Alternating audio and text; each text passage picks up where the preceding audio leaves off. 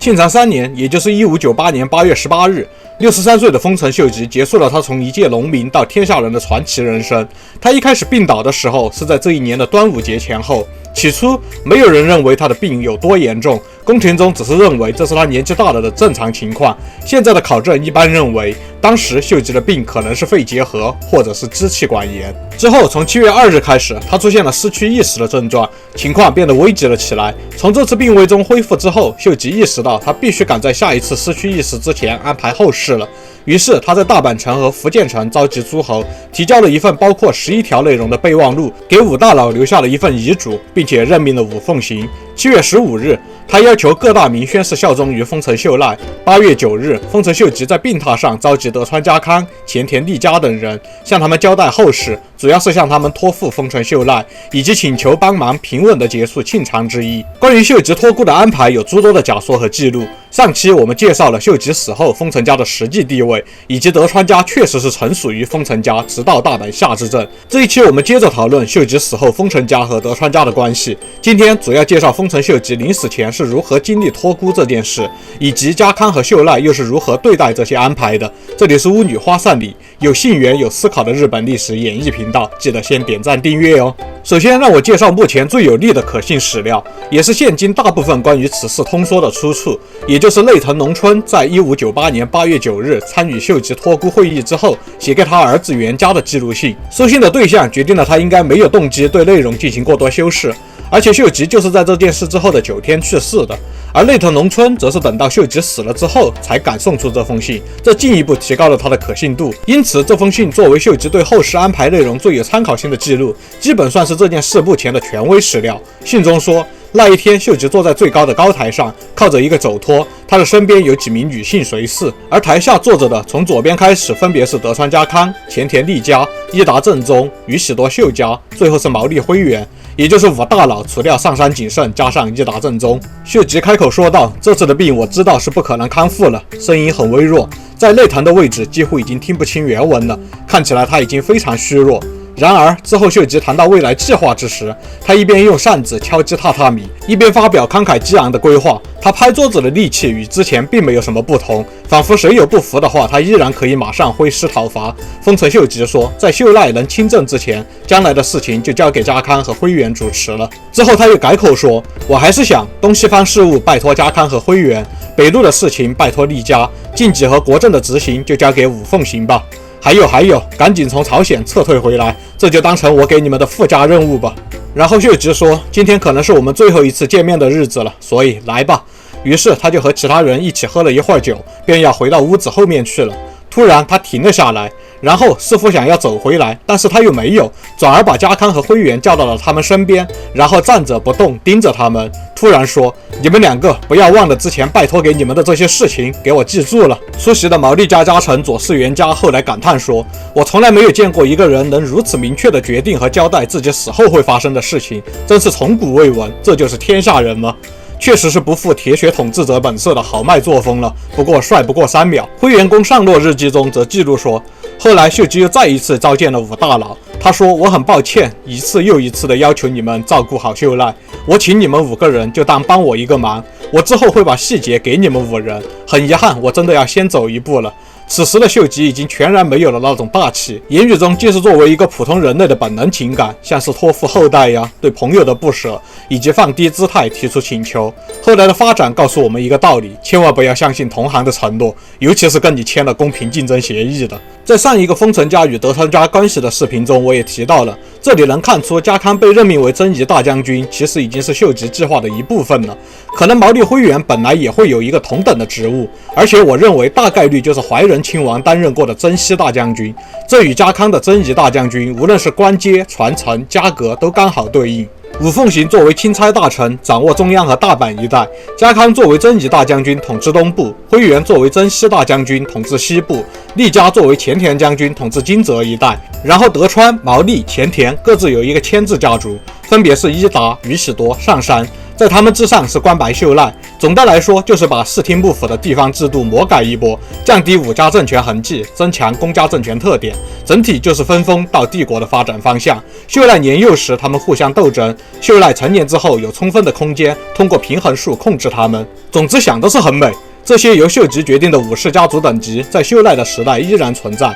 这就是为什么宫廷贵族和各方诸侯的拜年会是以秀吉过世的时候的方式进行的原因。将来丰臣家还要产生关白，但是家康们和秀忠们就不会。尽管家康在1600年的关原之战中取得了胜利，但这是丰臣政权内部武将派和文官派之间的一场内战。在架空了其他的托孤大臣之后，家康开始修建2条城，给秀忠铺路，在天皇居住的首都京都建造一座宏伟的生活用城堡，可以说是掌控了国家的标志。当然，这也意味着他现在还是担心和天皇反目。其实织田信长也曾经在京都修建2条城，给信忠铺路。后来本能寺之变，信忠就在2条城抵抗，然后连人带城被明智光秀给烧没了。丰臣秀吉则是修建了聚乐地，给秀次铺路，然后随着秀次势力的垮台，秀吉亲手将其烧毁。东亚、东南亚的这些大国小国里面，武功特别卓越的创业之君，好像都特别喜欢营建新都和搞大远征，然后迅速败光家业，新都被烧毁，然后出一个或者傀儡或者励精图治的2代，总之都无法力挽狂澜，然后过个1代人时间左右，王朝覆灭。也不知道是谁规定的这么个标准化操作流程。之所以要突然一转说织田家和丰臣家也在京都修建过生活城堡，主要是因为我的视频里面好久没有考信长了，高低要在这一集里面加一个本能寺的情节，只是我不值一提的小爱好罢了。话说回来，2条城从1602年开始修建，历时4年才建成。在此期间，家康被任命为征夷大将军，没多久就转交给了德川秀忠，以表明幕府在德川家中要代代相传。然而，此时大多数大名遇到活动时，仍然会在家康之前先去大阪城迎接丰臣秀赖。可能为了让这些诸侯知道德川已经不再是丰臣之下的家族，家康多次要求秀赖来见他，但是秀赖或者说他的母亲电击查查一直都是根本不鸟家康。秀赖表示你连美人计都还没用，就想让我就范，未免太儿戏了吧，老东西。不过后来，在加藤清正、池田辉正和前田利长的牵线搭桥下，秀赖和家康决定在2条城见面。他们虽然关原之战都属于东军，但此时名义上是丰臣家的家臣。丰臣政权现在就是已经满朝兼令，但是还没有亡国的这种感觉吧。电击和秀赖这对孤儿寡母，想必也是过得相当不容易。1611年3月28日，德川家康和丰臣秀赖在2条城会面。通常被认为是家康召见秀赖，并试图在秀赖不熟悉的环境的压力下，给他植入德川家已经优于丰臣家的意识。但事实似乎并非如此。当然，需要声明的是，即使是在现在，被普遍接受的通说是2条城之会乃是德川家康召见丰臣秀赖。只是我个人目前的想法有所不同，虽然持跟我相同结论的学术名人也不算少，但是这种结论本身还没有在主张者内部产生一个相对统一的假说。正如我在秀吉死后丰臣家的视频中说，如果认为丰臣家在关原之战之后已经沦为一个地方性的大名，而且蛋糕被大幅削减的话，那么直到大阪夏之政前，秀赖所享有的礼仪以及秀吉所期待的公武一体的制度的延续都会变得不合理。因此只能假设丰臣家在关原之战之后仍然拥有超越其他5家的家格。中山家传、灰原宫上洛日记、玉汤殿上日记、北岳奇谈都有支持上述假说的重量级一手史料记载。感兴趣的话，你可以看看原文，说不定你就是那个整合了这个假说的天选之人。大多数时候都是这样，就算事实一件一件的摆在面前，人们依然难以发现根深蒂固的常识中的盲点。就像这么多年过去了，还是没有人去质疑是不是灰太狼他不吃东西也能活下来。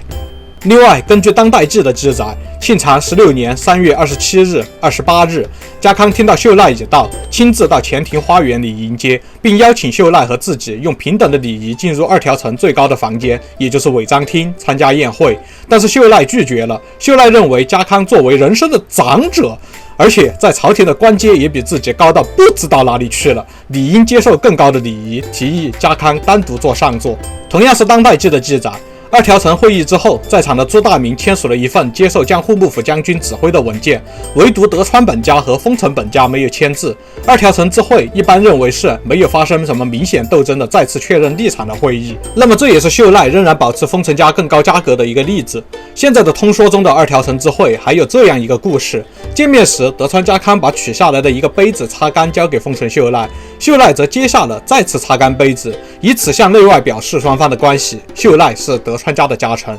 这是无法反驳的。事实就是擦杯子的事情和不签字的事情同时都发生了。在我看来，无论这时丰臣家想的是反抗到底，还是明哲保身，或者是模糊化处理，两件事同时发生都说明现在的秀赖依然还是太年轻。无论真相是他放不下身段签字，还是他无意给了家康机会越过红线，都是他作为一个政客还过于幼稚的表现。大体来说，关于秀吉之死和2条城之会，我想说的就是上面的内容了。接下来分享一个关于2条城之会的包子的一说。当然，我得先声明，下面这些完全是野史范畴，即使是我自己也是将信将疑，全当图一乐。据说家康当时准备了2种不同的包子。虽然家康已经很久没有见过秀赖了，但是他听到了2种关于秀赖的传闻。其一是丰臣秀赖乃是一个不可小觑的青年才俊，继承了太阁丰臣秀吉的才能和奠基茶茶的美貌，而且拥有远超秀吉的个人武力，假以时日必成大器。而另一个传言则是他继承了奠基的优秀体质，但是脸还是秀吉那张猴子脸，看起来就像一棵高大的树木上挂着一颗猴子的头。于是家康打算亲眼看看，如果秀赖是像前一种说法中一样的出色的年轻武士，那么最好是及早铲除这个威胁；如果是后一种，则希望他能认清形势，乐不思蜀。因此，家康为了应对2种不同的情况，准备了2种不同的包子，一颗是华丽的包子，另一颗也是华丽的包子。然后家康轻轻瞥了一眼，向侍从发出信号，随后一个华丽的包子被摆到秀赖的面前。秀赖立刻意识到了这其中的危险。但如果不碰他，就意味着秀赖不信任家康，秀赖不信任秀吉托孤池亲自为自己安排的2把手，家康会得到一个打击丰臣政权合法性的理由。但是如果吃了的话，如果真的是有毒的包子，那么秀赖一死，家康就已经算篡位成功了，手段干不干净根本不会有太大影响。最后秀赖下定决心，拿起包子将要往嘴里放。就在此时，一个粗暴的声音打断了秀赖，正是同席的加藤清正。他一边说着这个包子看起来不得了，一定要让给我吃，一边抢过了秀赖手中的包子，迅速吃掉。之后加藤清正在返回领地的路上疾病去世，死因可疑。那么你觉得包子是有毒的吗？要知道，虽说加藤清正是死因可疑，但是那也是他吃了包子之后3个月的事情了。我是不知道有没有这种毒物了。不过按照上面说的，包子有没有毒，其实就反映出了家康的眼中秀赖是什么样子，真相也只有家康自己的心里才知道了。3年之后，众所周知的大阪之阵导火索的方弘寺宗明事件发生，秀吉的临时安排已然失效的事实被摆上了台面，是篡位成功还是镇压叛逆，丰臣家和德川家必须决定一个结果了。无论是秀吉之死还是官员之战，都没能动摇丰臣家的家格，也没能让其他的大佬，尤其是毛利辉元认清秀吉体制已然作废的事实。那么没有办法，只能尽快用武力结束丰臣政权了。我想这就是家康最后的回答。这里是巫女花散里秀吉之死系列仍未完结，都看到这儿了，别忘了点赞订阅哦。我们下期再见。